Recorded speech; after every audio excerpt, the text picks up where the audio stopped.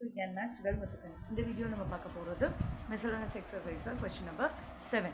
Using properties of sets, show that A union A intersection B is equal to A. Actually, first prove பண்ணும்போது second automatically prove ஆயிடும் பாருங்க. A union over the intersection. Okay வா A ன்னு prove பண்ணுங்க. First distribute பண்ணுங்க. A union A intersection A union B. ஓகேவா நம்ம எல்ஹெச்எஸ்லேருந்து கொண்டு வரலாம். ஏ யூனியன் ஏ என்னவா இருக்கும்? ஏவாக தான் இருக்கும். ஏன்னா ஏ எலமெண்ட் வந்து ஈக்குவலில், so A is a subset of A. Intersection A union B. சரி, இப்போது இது ஒரு எக்ஸாம்பிளோட போடலாம். இப்போ ஏ வந்து 1,2ன்னு வச்சுப்போம். இதே போன எக்ஸாம்பிளே போட்டுக்கலாம். அப்போ ஏ யூனியன் பி என்னவா இருக்கும்?